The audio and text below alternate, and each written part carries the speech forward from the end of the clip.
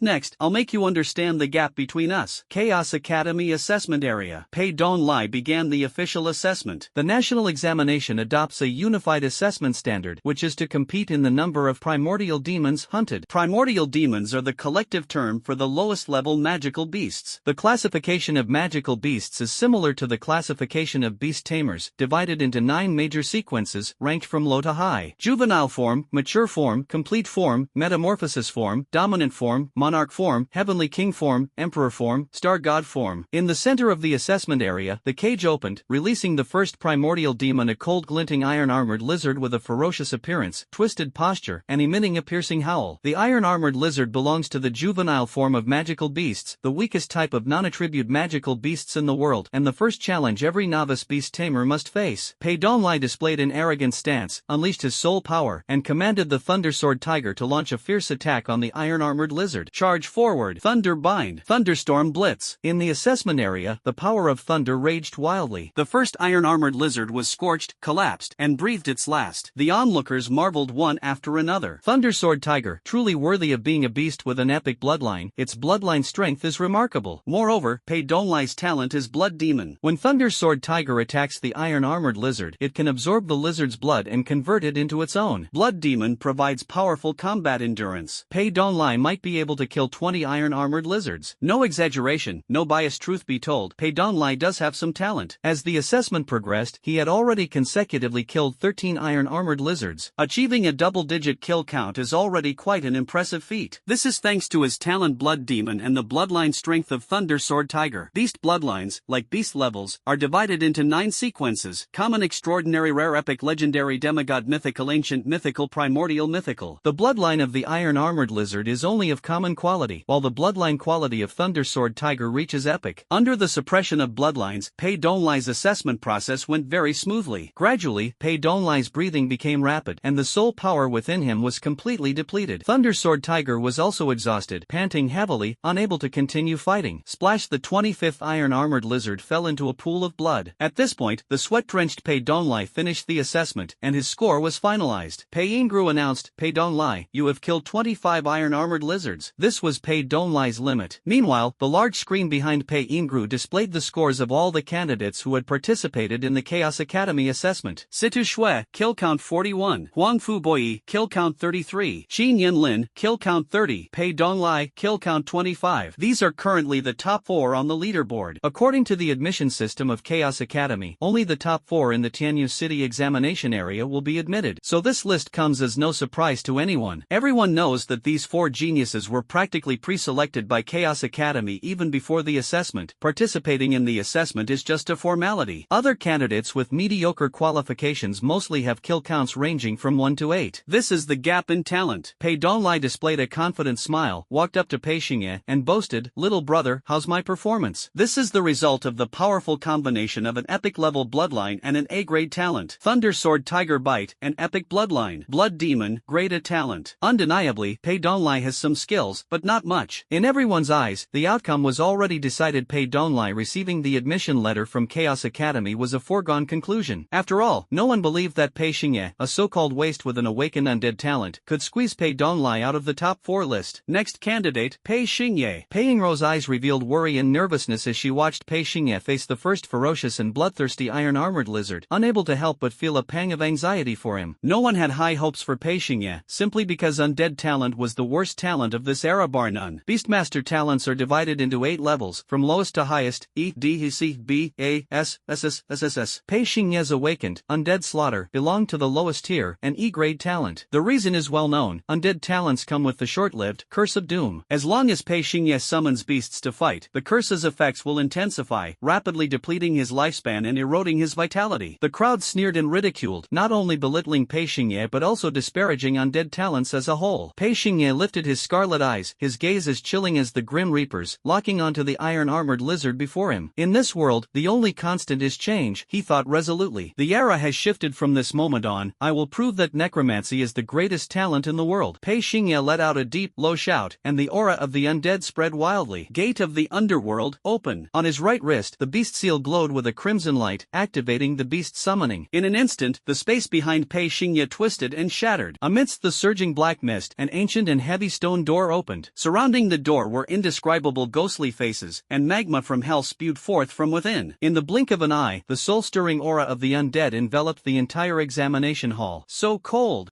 What's going on? Why did Pei Xingye summon a door? Is this door his summoned beast? It seems to be called the Gate of the Underworld? The inexperienced crowd, astonished and bewildered, exchanged glances in shock. Meanwhile, those who had seen the world. Pei Yingro's pupils trembled as she exclaimed excitedly, "The Gate of the Underworld! It's truly the Gate of the Underworld!" The Gate of the Underworld only opens when a necromancer beast tamer summons a necromancy-type beast with a bloodline level-reaching, mythical quality. For ordinary beast tamers, the beasts they summon are accompanied by summoning arrays, which are generally similar, often featuring pentagram totems. However, the Gate of the Underworld is an exclusive summoning effect for necromancer beast tamers. At the same time, the conditions for opening the Gate of the Underworld are extremely stringent. The summoned beast's bloodline must reach mythical quality. Everyone was astonished, and discussions erupted. Could it be that Pei Xingye has contracted a necromancy-type beast with a mythical bloodline? Impossible. In this era, even necromancy-type beasts with demigod bloodlines are already on the verge of extinction. Pei Xingye, a doomed wretch, how could he have such good fortune? At this moment, Pei Donglai gazed up at the towering and majestic Gate of the Underworld, his face pale and his teeth clenched. That's right, how could he have such good fortune? There's no way he could have contracted a necromancy-type beast with a mythical bloodline. Absolutely impossible. In an instant, a thunderous phoenix cry erupted from behind the gates of the underworld, tearing through the skies of Tianyu City. This is that a phoenix cry? Could it be a phoenix? A massive shadow engulfed in the flames of the undead burst out from the gates of the underworld, hovering above Pei Xingye's head. As the thick fog dissipated, the beast revealed its majestic form, delivering an unparalleled visual impact to the world. Its jet-black skeleton appeared as if ink-stained, with the power of nirvana surging violently. Its side-like phoenix wings stirred ripples of destruction, and its piercing, savage cry clashed with the heavens and earth, echoing with the power to annihilate all existence. The colossal and magnificent body was cloaked in phoenix feathers woven from the flames of the undead, with a pair of deep crimson phoenix eyes glowing in its sockets. The moment the black phoenix made its appearance, the suppressive force of its ancient mythical bloodline caused the iron-armored lizard before Pei Xingye to bleed from all 7 orifices, convulse uncontrollably, and even lose control of its bowels and bladder. This oppressive aura, a pureblood phoenix. The phoenix, one of the 3 sacred beasts of the Yanxia Empire? It turned out that Pei Xingye's contract wasn't with a mythical bloodline, but with an even higher-level ancient mythical bloodline. Amidst her shock, Pei Yingro's mind sparked with realization, and she analyzed in an impassioned tone, I understand now. A pureblood phoenix bloodline possesses the power of nirvana. The power of nirvana can immunize against all life-related curses. Her heart trembled. In other words, the student Pei Xingye, who contracted the Black Phoenix, is immune to the curse of doom. Then his talent, Undead Slayer, will be. Yes, that's right. When the undead-related talent's curse becomes ineffective against Pei Xingye, the undead talent is bound to return to its peak and reclaim the throne as the world's strongest talent. Pei Donglai kept shaking his head, instinctively retreating. He was unwilling to believe the reality unfolding before him, but the truth was undeniable. Impossible. He's a worthless nobody. How could he possibly contract the pure-blooded phoenix of ancient myth? Pei Xingye's cold gaze swept over the trembling and stunned Pei Donglai like a judgment. All these years, I've called you cousin, and you really thought of me as your little brother? In the examination hall, Pei Xingye, who summoned the Black Phoenix, became the center of attention. Those who once looked down on Pei Xingye were now dumbfounded, their hearts filled with profound shock. Gradually, their eyes revealed jealousy, fear, and even fervent admiration. In this era, strength reigns supreme. When Pei Xingye displayed an unparalleled and unprecedented talent, who would dare to underestimate him? The assessment begins. Pei Xingye activated his soul power, establishing a bond between master and servant, achieving soul resonance. Attack! The Black Phoenix flapped its wings, unleashing a necrotic flame mixed with a fierce wind from the sky. Like the judgment of death itself, it instantly annihilated the terrified iron-armored lizard, reducing it to ashes within the depths of the necrotic fire, leaving not even a trace of bone behind. Pei Yingru, witnessing this, couldn't help but praise, the Black Phoenix's attack stats are incredibly high. Against the iron-armored lizard, it doesn't even trigger the effect of necrotic execution. Necrotic execution, when the enemy unit's health drops to 10%, the next attack will ignore all shields and defenses, triggering a guaranteed instant kill to finish the target. This is the undead talent that Pei Xingye awakened. However, in this battle, the Black Phoenix, with its ancient mythological bloodline, didn't even need to use any skills. With its simple and unadorned normal attacks, the iron-armored lizard couldn't withstand it. Its health bar instantly depleted, leaving no chance for necrotic execution to activate. Next, Pei Xingye transformed into a beast-taming artist, commanding the Black Phoenix to instantly kill one iron-armored lizard after another, conquering the entire arena with his strength and talent. The Phoenix bloodline is truly terrifying.